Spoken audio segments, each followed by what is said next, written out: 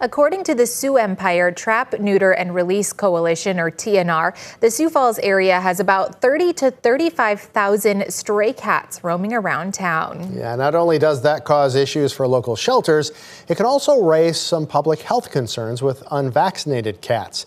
In tonight's Eye on Keloland, Julia Lynn checks in with a group who's been working to fix the problem and gives us an update on the new city ordinance.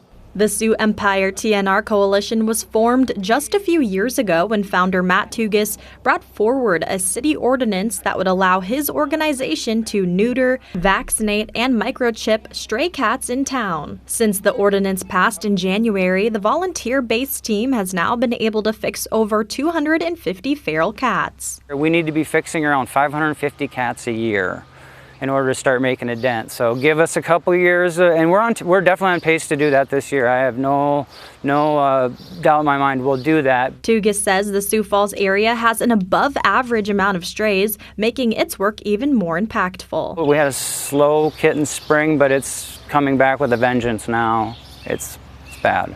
Tugis says the team receives multiple calls a day about wild cats, as he says it takes a special person to trap them. And how fast does it take to catch cats? Depends upon the cats. Arby was the first ever cat to go through the TNR process and now lives near the Sioux Falls Area Humane Society. Humane officers specifically are the ones that feed him in the morning because we are the community cat caregiver at the shelter. So we feed him, we make sure that he has proper shelter that's cleaned and clean water every day, and he is starting to kind of come out of his shell. However, Arby wasn't always as loving. Arby was super feisty and attacking everybody and everything, and you can kind of pet him now, so sometimes they take time and sometimes they don't take time, and they're wild animals. Cats that have been through the process can be identified by a clipped ear. Because not only do they get sterilized, but they also get a rabies shot, and they get the ear tip and a microchip, so we can track the movements of the cats. And that way, if somebody's out there and sees a feral and they get bit, if they pull in the microchip, we can say, yep, this one had a rabies shot. You don't have to go to the hospital and get that. It's a pretty painful process if you don't know if the animal has rabies or not.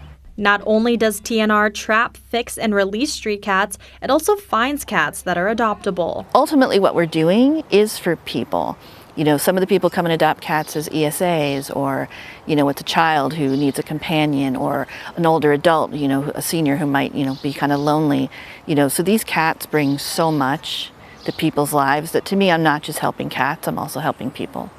As you can imagine, medical procedures for the cats are not cheap, as it currently operates from grants and donations. They're less fancy. It's a little bit quicker. You just get them in and out, and it's to keep the cost down, and it's simply for the fact of making sure that they can no longer reproduce.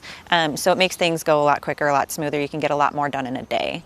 With limited funds, the organization rely on those in the community to further its mission. We want to see this partnership continue and carry over from the shelter, from the community, and from any little rescue for miles. Any community support that any of us gets, it is a team effort, and that needs to continue so that we can keep being successful.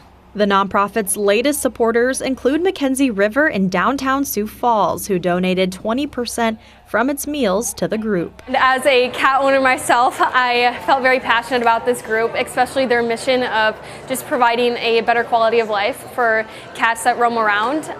So I just thought it was a great group to kind of get in and give back to. With Eye on Keloland, I'm Julia Lynn. This September, TNR is hosting its first ever poker run starting in Harrisburg. You can also find details on how to become a certified caretaker for TNR under this story on Keloland.com.